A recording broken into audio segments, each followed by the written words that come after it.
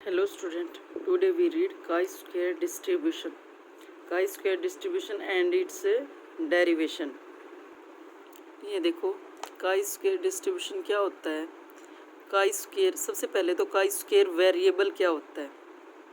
chi-square variate किसको लेकर चलेंगे. जो हमारे पास स्टैंडर्ड नॉर्मल वेरिएट था ना, standard normal variate z x is equal to mu x minus mu upon sigma. यही था ना standard normal variate in normal distribution. Normal distribution में ही तो था स्टैंडर्ड नॉर्मल वेरिएट. और नॉर्मल डिस्ट्रीब्यूशन के डेफिनेशन में ये आता है e raise to the power -1/2 x minus mu upon sigma का स्क्वायर. तो जो ये है x minus mu upon sigma, इसी को हम क्या लेकर चलते थे, z. ये क्या था, स्टैंडर्ड नॉर्मल वेरिएट. ठीक है, इस स्टैंडर्ड नॉर्मल वेरिएट का अगर स्क्वायर ले लें, यानी कि दोनों साइड अगर स्क्वायर कर दे, तो वही क्या बनता है, काई स्क्वायर वेरिएट.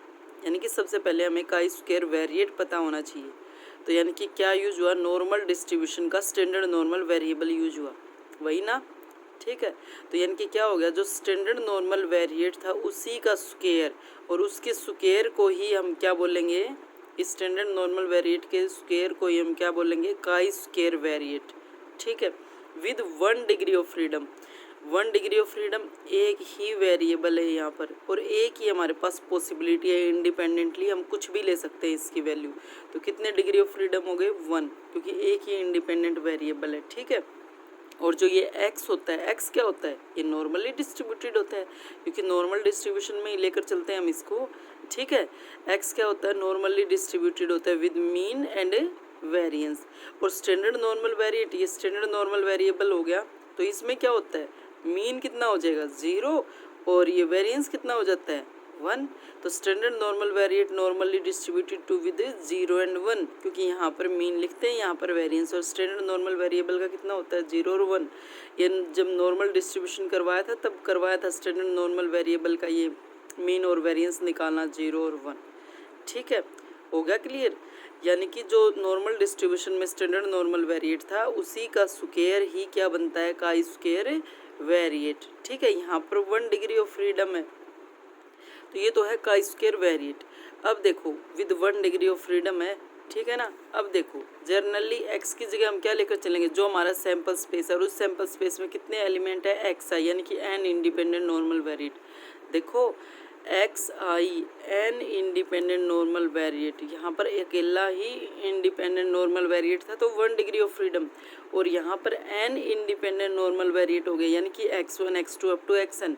तो ये क्या बन जाएगा, with n degree of freedom, अगर n इंडिपेंडेंट नॉर्मल वेरिएट लेकर चलेंगे, with mean mu i and variance sigma i square. Then तो क्या बन जाएगा, काई स्क्वायर. फिर chi square is equal to summation i is varying from 1 to n, क्योंकि n ही लेकर चले, n इंडिपेंडेंट लेकर चले ना, तो सारे सबका summation 1 to n x i minus mu i divide by sigma i, और इसका square is a chi square variate with n degree of freedom. ठीक है, यही बनेगा ना, n डिग्री ऑफ फ्रीडम ही तो हो गए, एक्स आई आ गया यहाँ पर, और आई कहाँ से कहाँ तक है, 1 से लेकर n तक सबकी इंडिपेंडेंट वैल्यूज, तो n डिग्री ऑफ फ्रीडम. ठीक है, ये हो गया काई स्क्वायर वेरिएट. अब देखो, अब हम इसका डेरिवेशन निकालेंगे. डेरिवेशन के 2 मेथड दे रखे हैं, कौन सा भी कर लेना. फर्स्ट मेथड क्या दे रखा है, मोमेंट जनरेटिंग फंक्शन यूज करके. ठीक है, देखो काई स्क्वायर डिस्ट्रीब्यूशन, वही सबसे पहले तो उसका सैंपल स्पेस में कितने एलिमेंट होते हैं, एक्स आई, और i is varying from 1 to n. इतने एलिमेंट है n, are independent normally distributed with mean mu i and sigma i square. अब we want to distribution of, इसी का डिस्ट्रीब्यूशन निकालना है ना हमें. काई स्क्वायर कितना था, काई स्क्वायर, ये chi square variate summation i is varying from 1 to n x i minus mu i divide by sigma i, और इसका स्क्वायर इज इक्वल टू, इसको 1 मिनट के लिए मान लिया हमने. ठीक है, क्योंकि बार बार ये इतना बड़ा लिखना पड़ता है ना, इसलिए इसको x i minus mu i upon sigma आई को यू आई मान लिया. ठीक है, इसी को you I, x i minus mu i upon sigma, वही है ये. ठीक है, यू आई, और ये स्टैंडर्ड नॉर्मल वेरिएट ही था ना एक एलिमेंट के लिए, इसीलिए इसका क्या हो गया, with normally distributed with mean 0 and 1. एक के लिए तो मीन 0 और 1 ही तो होएगा, एक एलिमेंट के लिए x i minus mu i upon sigma आई, इसको हमने यू आई ले लिया. ठीक है, और लास्ट में जब सोल्व करेंगे ना लास्ट में, तो यू आई की जगह वापस यही रख देंगे, तो वापस इसी में आ जाएगा ना। ठीक है, देखो फिर सारे के सारे एक्स आई क्या दे रखे हैं, इंडिपेंडेंट, तो यू आई भी क्या हो जाएंगे, इंडिपेंडेंट। अब हमें मोमेंट जनरेटिंग फंक्शन यूज करना है, इसलिए हमें बार बार इतना बड़ा नहीं लिखना पड़ेगा, सिर्फ यू आई से निकाल देंगे। ठीक है, then moment generating function of chi square, तो क्या moment generating function of chi square, देखो काई स्क्वायर लिख रखा है, एक्स नहीं है ये, काई स्क्वायर लिखने का थोड़ा एक्स से डिफरेंट तरीका होता है।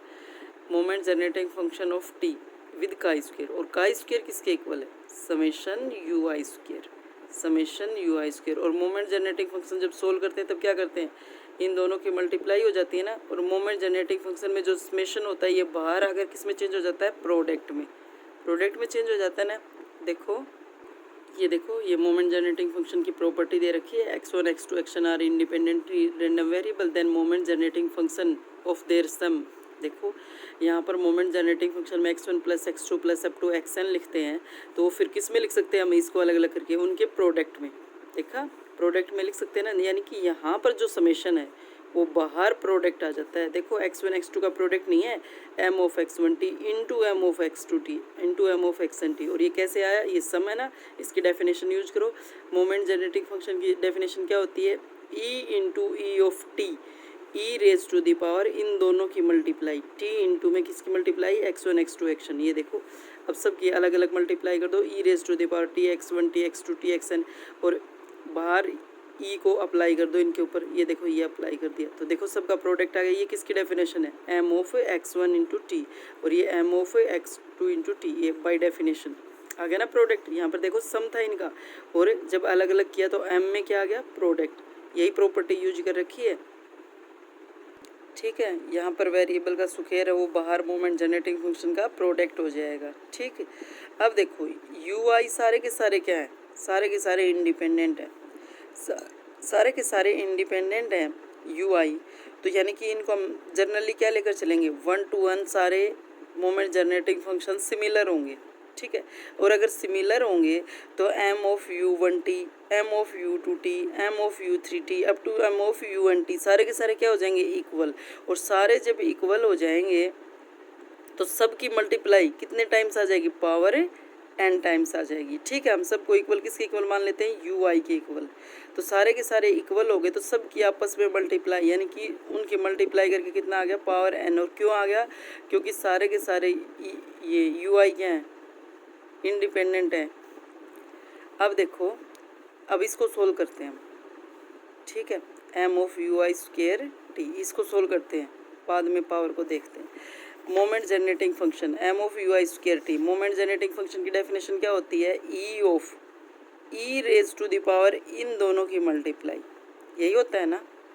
ये देखो मोमेंट जनरेटिंग फंक्शन क्या होती है, मोमेंट जनरेटिंग फंक्शन की m of X T, E of E raise to the power इन दोनों की मल्टीप्लाई, t और x की मल्टीप्लाई। ये देखो फिर वो बाद में देखते हैं, कॉन्टिन्यूस दे रखा है तो इंटीग्रेशन यूज कर लेंगे, और समेशन दे रखा है तो डिस्क्रीट प्रोबेबिलिटी डिस्ट्रीब्यूशन। ठीक है, कॉन्टिन्यूस के लिए इंटीग्रेशन हो जाएगा, डिस्क्रीट के लिए समेशन हो जाएगा, और इनटू में एफ ऑफ एक्स जो भी फंक्शन के लिए हमें निकालना उसी के लिए। ठीक है, ई ऑफ टी एक्स इंटू क्या हो जाएगा, एफ ऑफ एक्स, और वो समेशन अप्लाई हो जाएगा।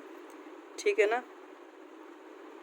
ये देखो यहाँ पर हो गया e of exponential t into u i square, इन दोनों की मल्टीप्लाई होगी। ठीक है, अब देखो इसको किस में चेंज कर लेंगे, वही इंटीग्रेशन, अगर कॉन्टिन्यूस केस लेकर चल रहे हैं तो minus infinity to plus infinity हो जाएगा, ई की power t u i square as it is, और इंटू में क्या हो जाएगा, जो भी फंक्शन है f of x i into d x i, i लेकर चल रहे हैं ना आई, इसीलिए f of x i d x i. ठीक है, लेकिन ये किस में लेकर चल रहे हैं, ये देखो नॉर्मली डिस्ट्रीब्यूटेड नॉर्मल वेरिएबल है, सारा normally distributed mean and variance है, तो यानी कि यहाँ पर फंक्शन कौन सा होगा, नॉर्मल डिस्ट्रीब्यूशन होगा। तो बाय डेफिनेशन याद है उसकी probability density function normal distribution की कितनी होती है, 1/σ√t pi e raise to the power -1/2 -1/2, और x minus mu upon sigma का स्क्वायर, यही होती है ना, ये होगी probability density function of normal distribution. ठीक है, ये एज इट इज रह गया e raise to the power, ये देखो ये कांस्टेंट है, इसको हम बाहर ले आएंगे,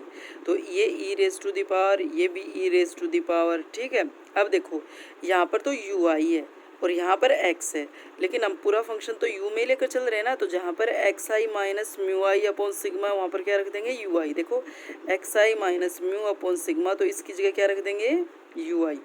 ठीक है, यूज कर दिया ये यू आई। लेकिन देखो यहाँ पर भी क्या आ गया, फंक्शन किस में आ गया, डी एक्स आई में आया है। देखो एक्सपोनेंशियल फंक्शन, ये minus infinity to infinity f of x i, जब फंक्शन एक्स आई का है तो किस में आएगा, डी एक्स आई में ही आएगा।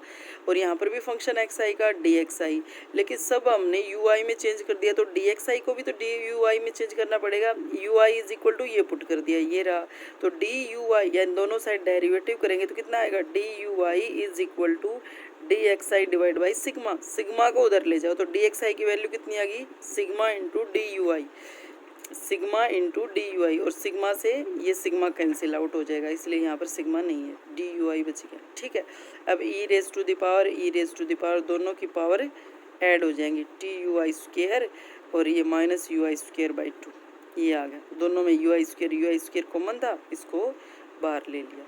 ठीक है, ये आ गया। अब इसका इंटीग्रेशन सोल्व कर दो, क्या आएगा इसका इंटीग्रेशन, 1/√2 है ही, और डिवाइड बाई इसका e raise to the power into d i, e raise to the power constant into variable का स्क्वेयर, यानी कि ये देखो माइनस इन्फिनिटी टू इन्फिनिटी दे रखा हो, और e raise to the power minus a square into x square, क्या होता है इसका इंटीग्रेशन, 12th में पढ़े हैं इंटीग्रेशन, तो minus a square by A square into x square D x कितना आएगा, √π/a। ठीक है, यहाँ पर पुट कर लेंगे, अगर ध्यान नहीं है तो क्या करेंगे, x square is equal to t put कर लेंगे, ये मान के चलो कि minus a square x square को टी पुट कर लो। ठीक है, तो e raise to the power simply minus t बच जाएगा ना। ठीक है, फिर डी एक्स की वैल्यू निकाल के डी टी में निकाल के सिंपली इंटीग्रेशन हो जाएगा √π/a।